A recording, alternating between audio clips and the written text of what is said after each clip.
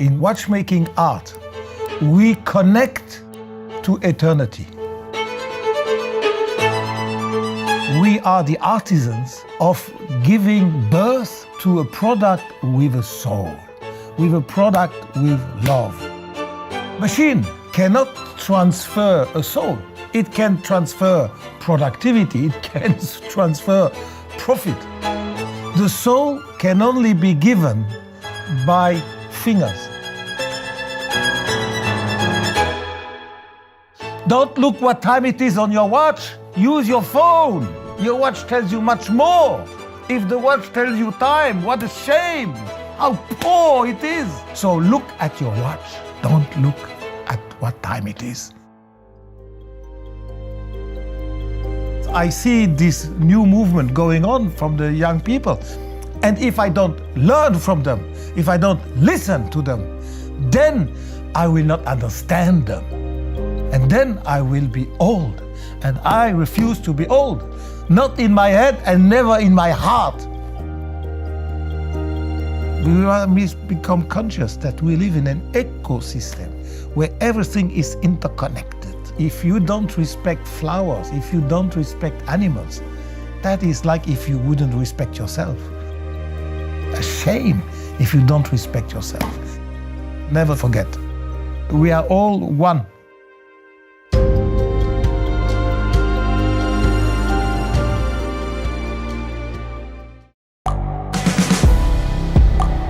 The world is changing. Inspiration is everywhere. It has never been so easy to connect, share, and bring people together. We're learning from others and finding the best in ourselves. Challenging our beliefs. Sharing our vulnerability. Overcoming our fears. Transforming ourselves so we can transform the world. How far can we go? This is London Real. I am Brian Rose. My guest today is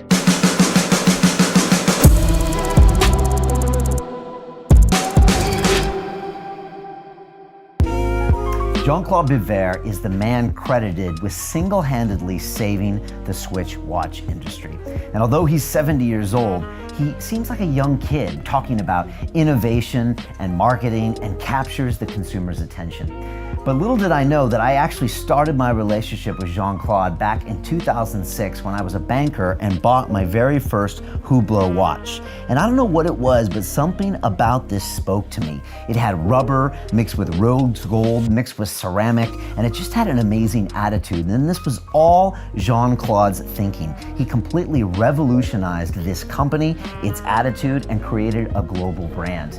I love hanging out with Jean-Claude. He's so much fun. Not only does he make watches, he's a great businessman, he also makes his own cheese. I've tasted his cheese, it's incredible.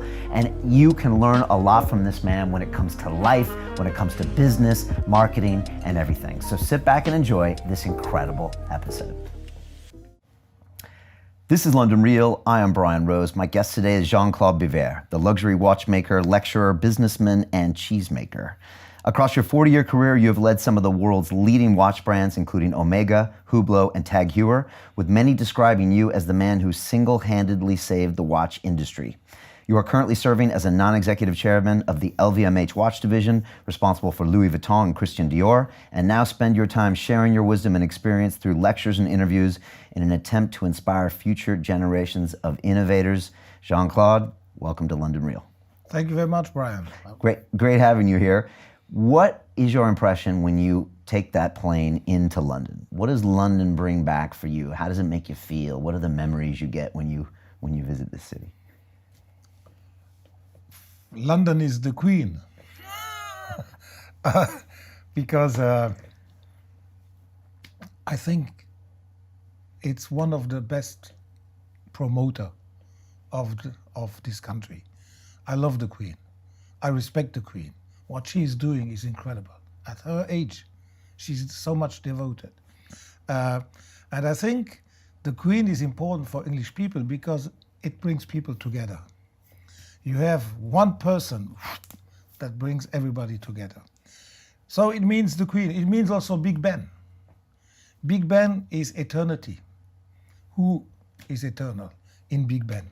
The watch. Can you imagine that for 150 years this watch has worked non-stop, 24 hours a day, every second of the day? No service, no maintenance, and it works and works and works and works. That a building can stay long, like the Acropolis in Athens, I understand. But a product that is a mechanical product that works, that can work 150 years non-stop, that's enormous. This is why I say, in my job, watchmaking art, we connect to eternity. How many products can you buy that connects you to eternity? None. Every product you buy connects you to obsolescence. You know that one day you will have to throw it away, because technology goes into the future by destroying the past. It makes the past obsolete. The black and white TV has been killed thanks to the 4-color TV. The 4-color TV will be killed thanks to the 3D 4-color TV. So you see, technology goes into the future and always destroys what was in the past. The watchmaking art and art goes in the future by connecting the past to the future, not destroying it. The Beatles are still singing every day. Millions of people are listening to All You Need Is Love, for instance. Mozart is alive. Picasso is alive. And that is what attracts me so much to my job, is to say, I connect through my job, I connect people to the future, to eternity. Not only do we connect people, thanks to their watch, to eternity, we also give a soul to our products. How many products have a soul? The soul can only be given by fingers. A machine cannot transfer a soul. It can transfer perfection. It can transfer productivity. It can transfer profit. But it cannot transfer soul. And what do we need today? We are in a century where we need love. But what is love? Love is God. As long as I listen to the religions who say God is love. If God is something different than love, I don't know. I've never heard about a religion where love is something different than love. So God is love. But what else? Art is also love. Passion is love. So you see, when you have a product, when you are at the head of a company where people with their hands, with their fingers, are putting love, their passion, their love into a movement, and then they close it with the watch case, and then all these vibrations of love are in the box, and they come out. That is why in the middle of the last century, around the 50s, in the Catholic French well-established society, there was a tradition to offer a watch when you get married. My father gave me the watch. My mother, his wife, gave him in 1947 when they got engaged. And before he died, he gave me this watch. And he said, this is the watch that your mother gave me when we got engaged. I took the watch, I said, thank you, Papa, let me see. I took the watch and mechanically I winded up the crown. And I said, wow, it's working. As they said to me, of course it's working. It has worked non-stop since 1947. That is what attracts me in my job, because I am not just in a company making money, marketing, sales, but I'm also in a company where we can say, wow, we are proud. We are the artisans of giving birth to a product with a soul, with a product with love. And I say to my people, I don't know, I write about 2,000 letters per year to people who have bought my watch.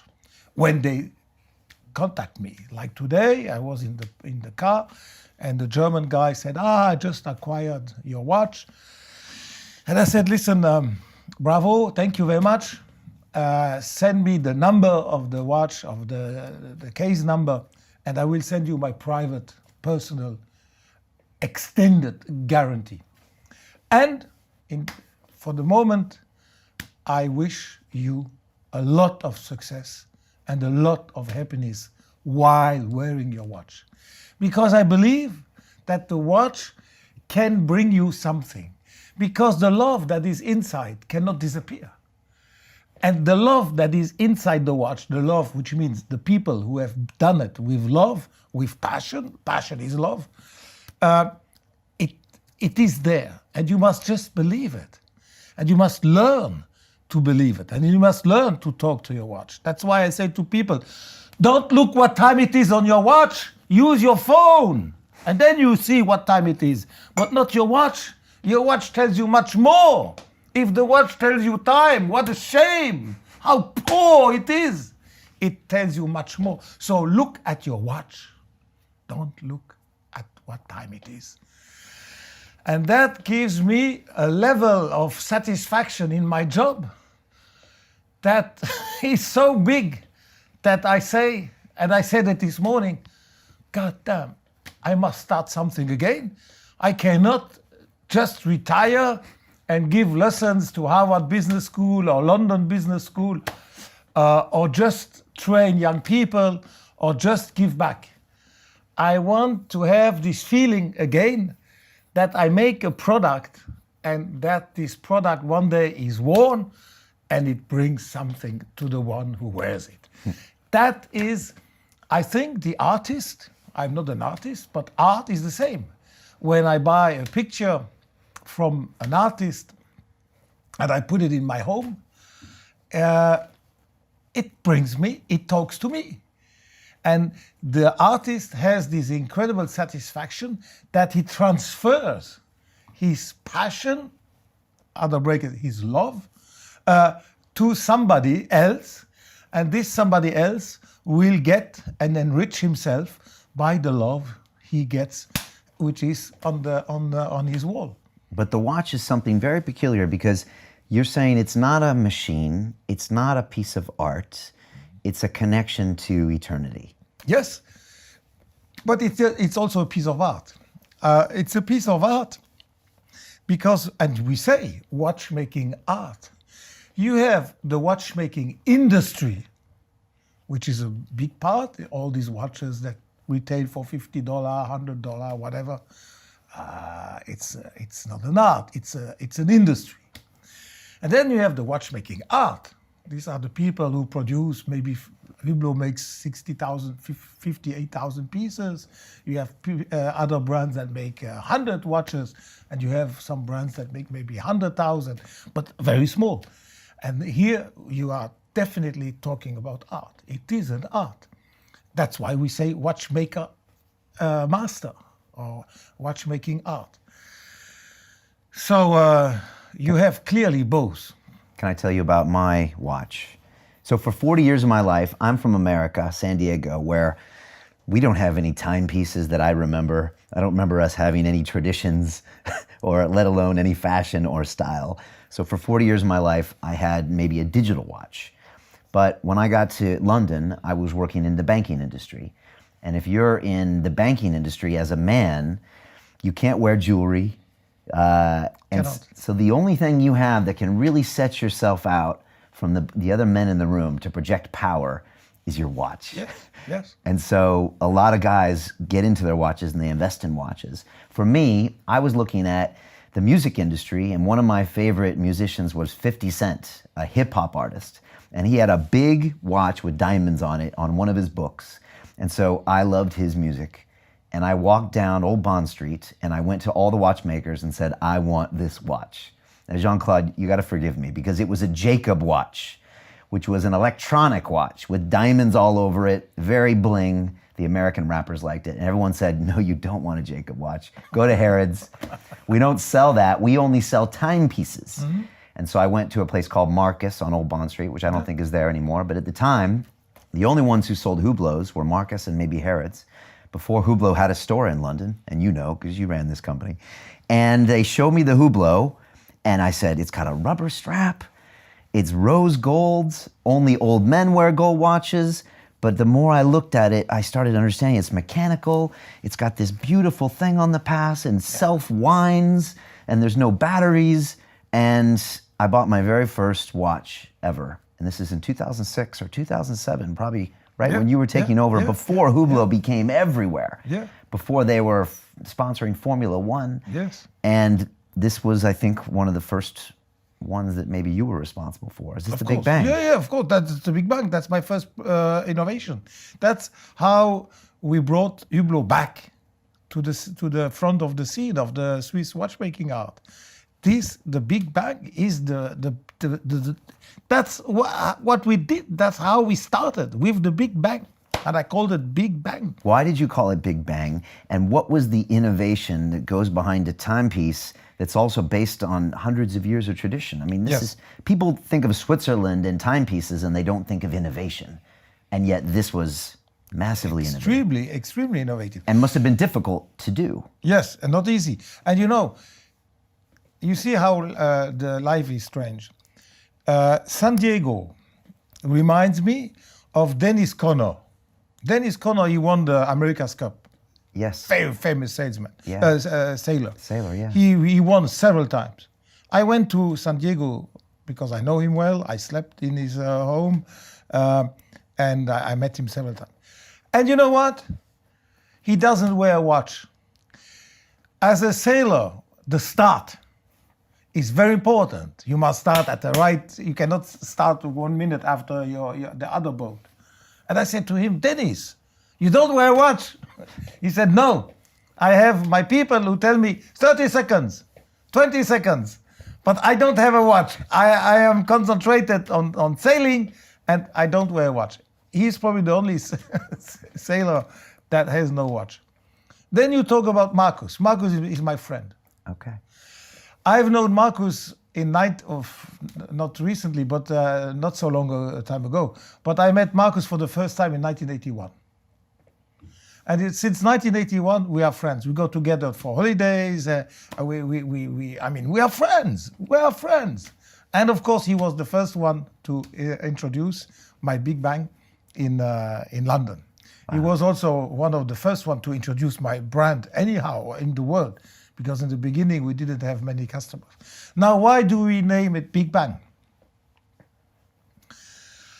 The concept of Hublot, the message of the brand. Every brand must have a message. Why do I make watches? Why? What's the reason? The reason why Hublot makes watches is that they bring together the past and the future. The past is there, the future is here. You can, in theory, not bring them together. And we say yes, because here we call it tradition, past, and here innovation, future. And the innovation and the past, you can meet, and we connect them, which means gold, 18 karat red gold. We bring it together with an extraordinary modern material, ceramic, or rubber, or carbon. That's what we call the fusion. We fuse the past, this tradition, we bring it with the future, which innovation, we bring those two together. So our message is Hublot means the art of fusion in the watchmaking art. Okay. Now, why the name Big Bang? Because when did we see for the first time gold and rubber together? When? In the Big Bang. Because they were all together. And then the Big Bang comes, bam! And gold says, oh, I will go to South Africa under the earth. And rubber says, oh, no, I prefer the tree. I go to Malaysia and I go on the tree. And then they separated and never again would they meet. And we come and we say, hey, gold, rubber, you know what? We are the art of fusion. We're going to bring you both together again. So we will go into the mine of South Africa. We bring gold.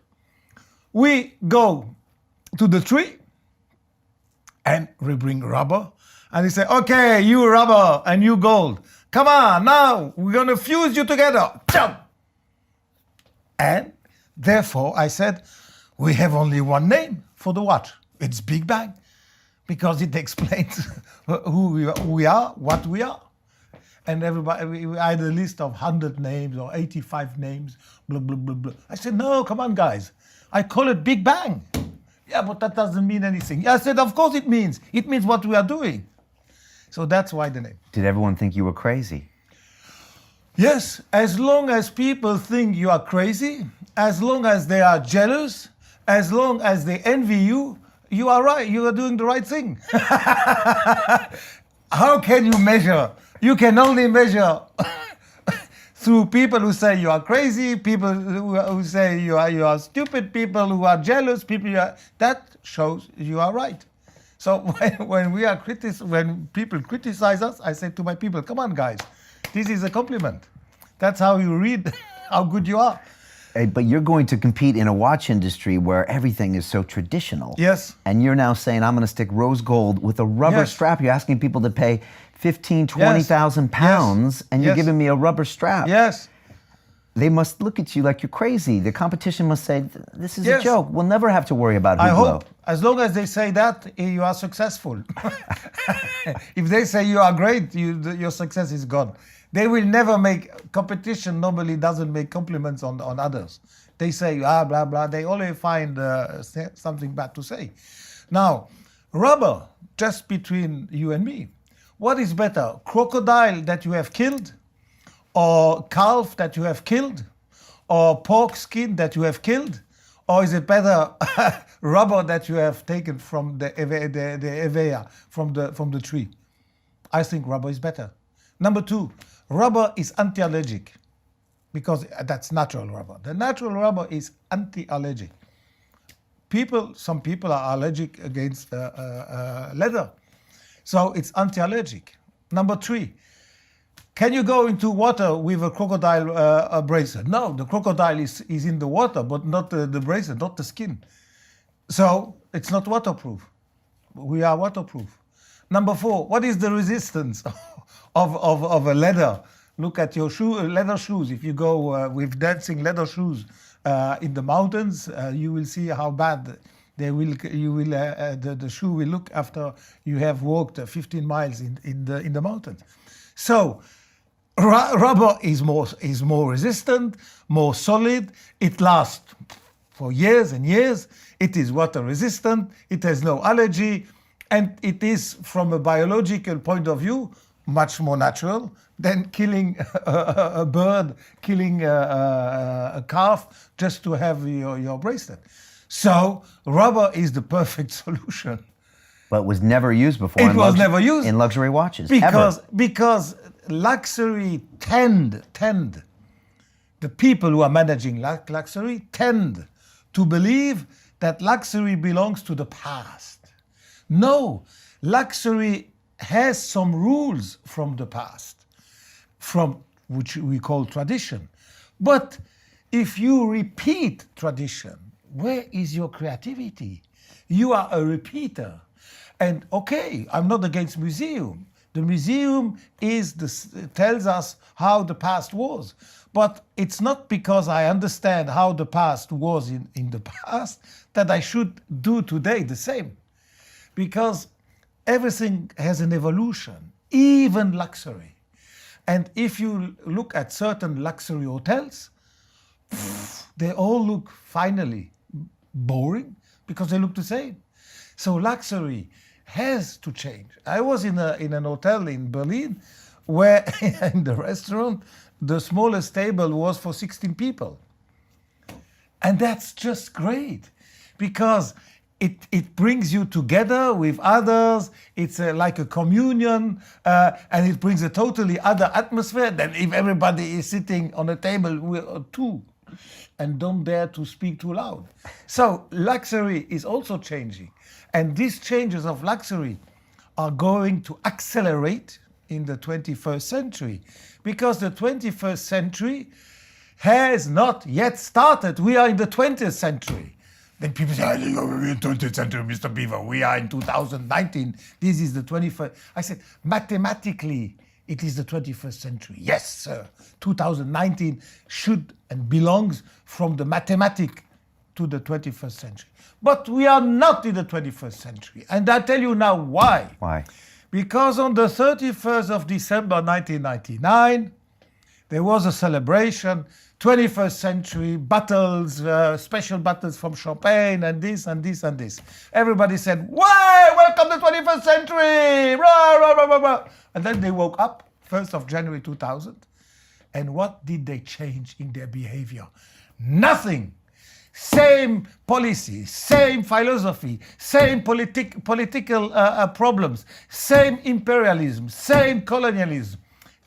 Nothing has changed because the same people just woke up. In another day, the date had changed, but not the people, not the mentality, not the philosophy, not the concepts, nothing, just the date. Now, when will the century change? When the millenniums born in this century will shape the future of the century. And they will start to shape it in 2030, 2035, when they will be 30 years old, 35 years old, or 40 years old. Which means then we will feel the wind of the new century, because it will have the wind of the future and not the copy of the past. Even myself, I had to shake my head and say, come on, Biver, don't repeat now the 20th century. I must invent, I must see where is the century going. That's why I had... Is that what this was? Yes, this was doing that that. is typically. And I had an advisory board of millenniums. They were 16 years old. 16. Average age, yes. Average age, somewhere 14, some other 18. And they taught me 8 years ago who was ASAP Rocky, who was 50 Cent, who was Cara Delevingne. I didn't know. They taught me where do you buy jeans that cost 3,000 pounds, the pair of jeans. All this I learned through the millenniums. And when you don't learn from the people who will shape the future, then you become old. Not old in the passport, nobody cares, but old here. And eventually old here. And then you can say, wow, I am old. But who can say he's old when on the passport it's written that he's born in 1940, but the guy is young in the head and young in the heart? That tells you who you are. But how can I learn the future when I'm not a member of it? Myself in the 70s and 80s, I was member of the future because I came out of the hippie movement. I was a hippie, and we were doing the future by ourselves. My parents, they were looking, and they said, I don't understand these kids. Look, the Rolling Stones, how they are dressed. look why, look their hairs and blah, blah, blah, blah. They couldn't understand. But we were in it. We understood it. Today, the same factor happens to me. I am like the parents. I see this new movement going on from the young people. And if I don't learn from them, if I don't listen to them, then I will not understand them. And I will start to criticize, you look, blah, blah, blah. And then I will be old. And I refuse to be old. I accept my age in the passport, but not in my head. Not in my head and never in my heart. Oh, Jean-Claude, I'm loving this. I'm loving this.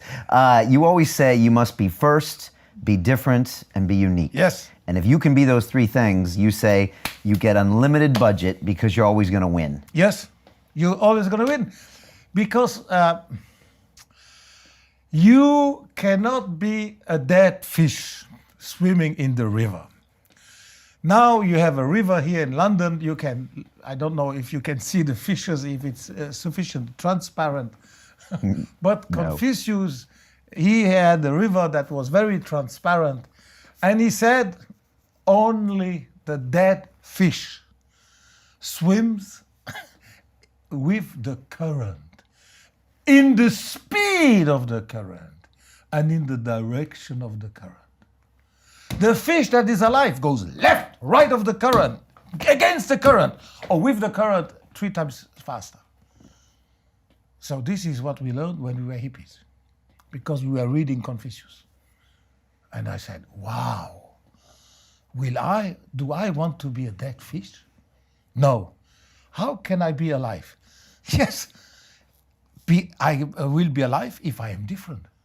If I go with the current, I'm dead. So I will go against the current, or right or left of the current, or 3 times faster. But in order to do that, you must be first, or you must be different, or you must be unique.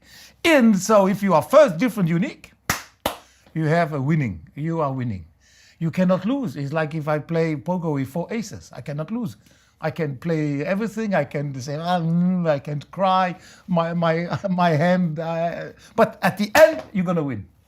Same, first, different, unique, you will win. You can only lose if you are first, different, and unique, but it's not coherent with your message. If I make a watch, Hublot watch, that I retail for 5 Swiss francs, that is in wood, and I produce 1 million pieces for $5, I will be first, I will be different, I will be unique, but I will be an asshole. Because it's not coherent with the message of the brand. Right. So, first, different, unique. I always say to the students, that's what you have to go for. And that will bring you success. But it must be coherent with what you're looking for. So that is one of my basic rules in life. And again, I got it in the late 60s, because we were reading Confucius, and sometimes I couldn't understand what the guy was telling us. But at least the dead fish is something I have never forgotten. I even see, because I was quite often along the rivers, and you really see that when the dead fish goes absolutely with the current, in the direction of the current and in the speed of the current.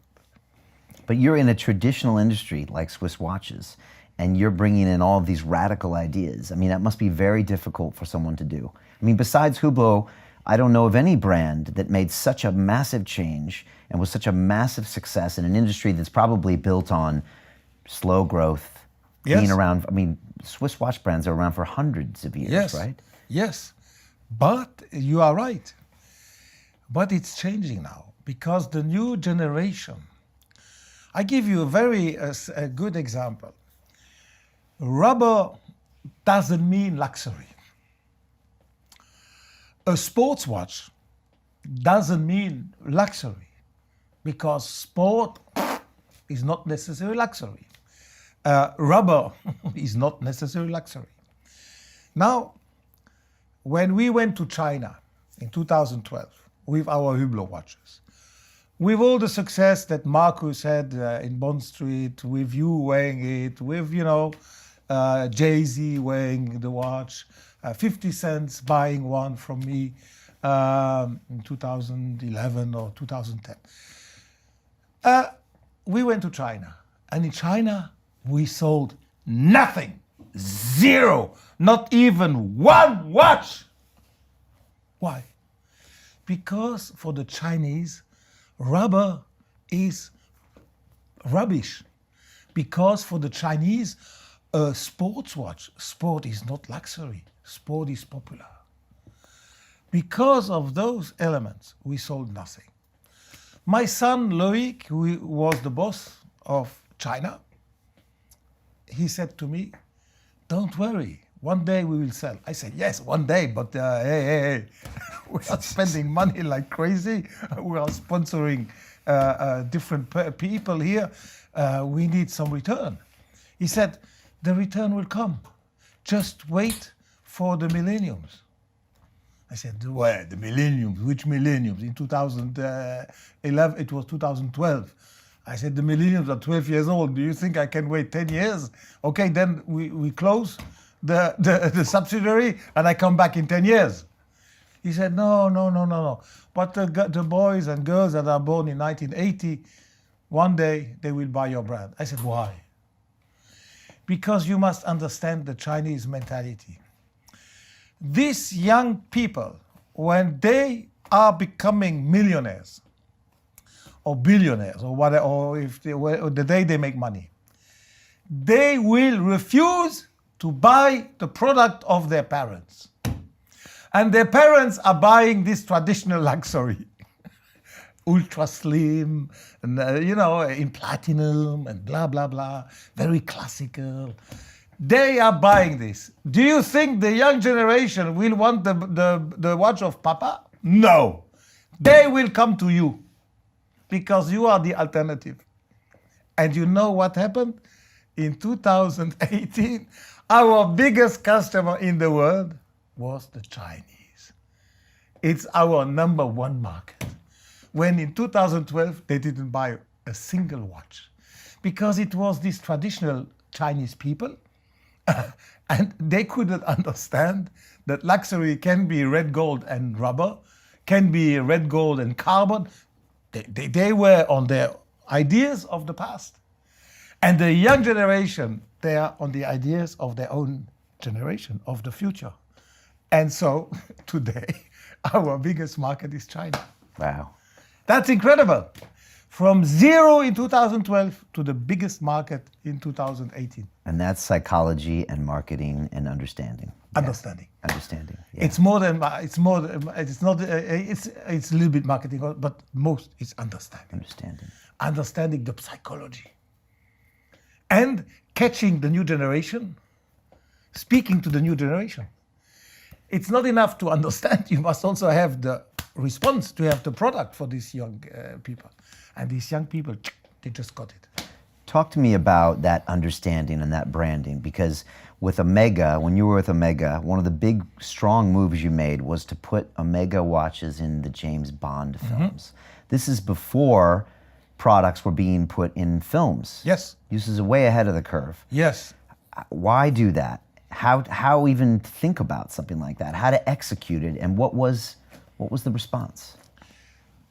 A young Madame Barbazini, a young woman, a young lady, having worked at Philip Morris in the Formula One circuit, for Philip Morris, for Marlboro in those days. Yeah.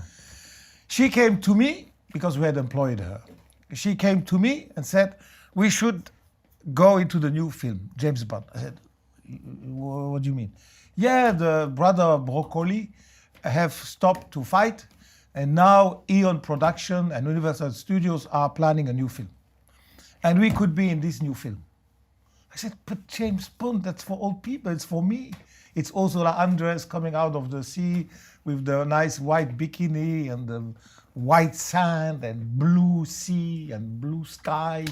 And Sean Connery, that's for my generation. I want Omega to connect to the new generation. And she said, but it will connect, it will be successful amongst the new generation. I said, I don't believe you. And stop. End of the story. She comes back, thanks God. I was so lucky. She comes back a second time and says the same, with more details. There will be a new actor, he's great, Pierce Brosnan, blah, blah, blah. I said, Madame Barbazzini, I told you already, I'm not interested. I'm looking to connect to young people, not a remake of an old film. And anyhow, you will never be able to beat Sean Connery. He was the best actor ever for James Bond, and Ursula Andress was the most sexy one.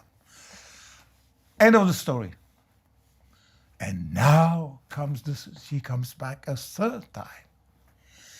My driving time to go to my office at Omega was 1 hour and 40 minutes one way, and 1 hour and 40 minutes the second way, back home.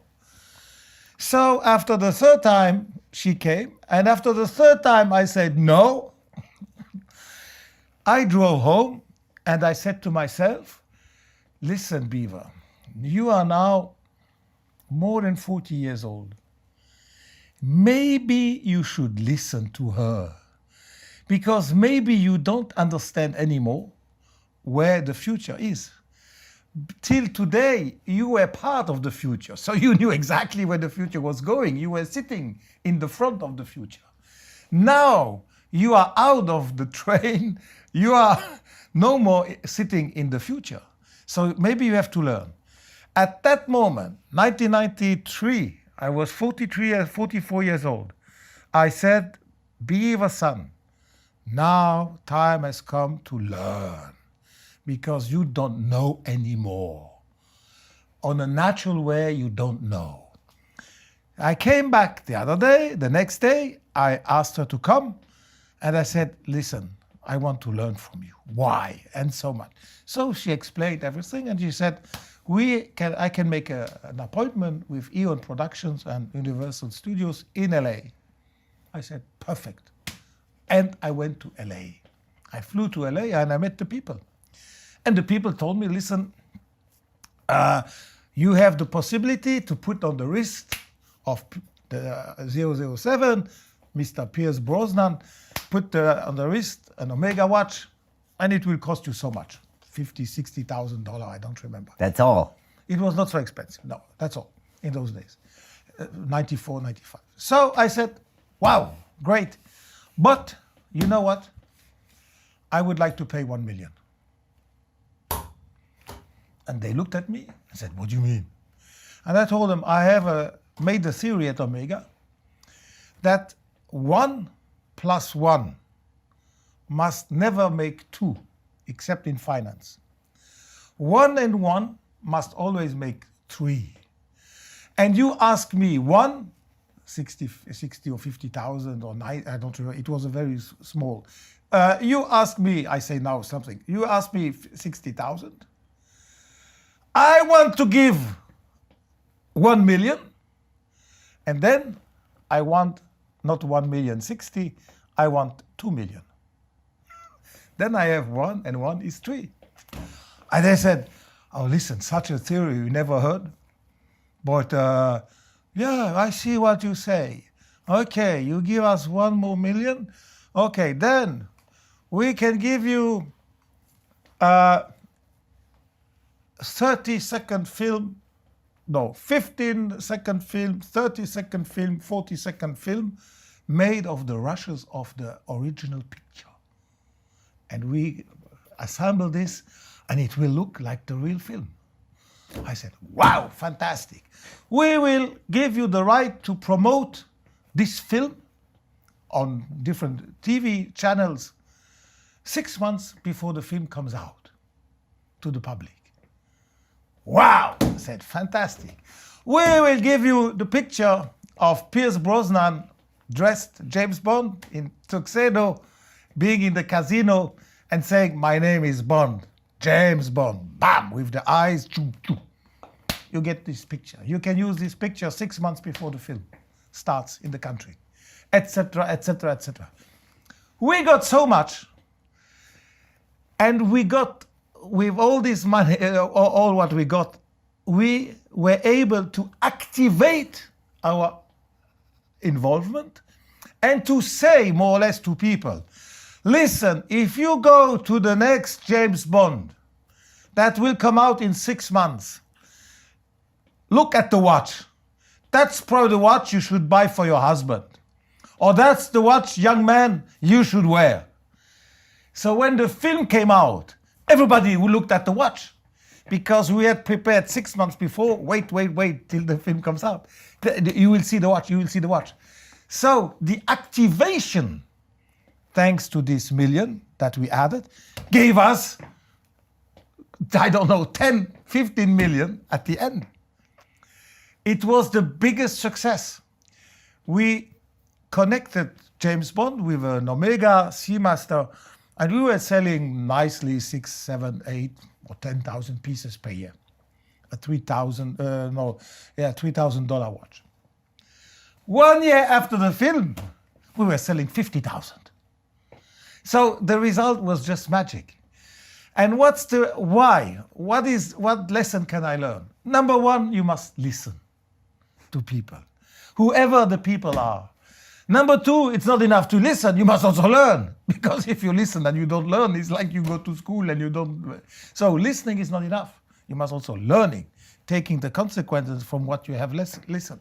And number three, you must be different. You cannot just put the watch on the wrist and say, I hope consumer will see it. Come on. You cannot be passive. Hey. 1 and 1 must make 3. Okay, so you add something and you activate it. Boom, easy. And the result was just glorious, phenomenal. That's a great lesson. That's a great lesson. That's a great lesson. To continue watching the rest of the episode for free, visit our website londonreal.tv or click the link in the description below.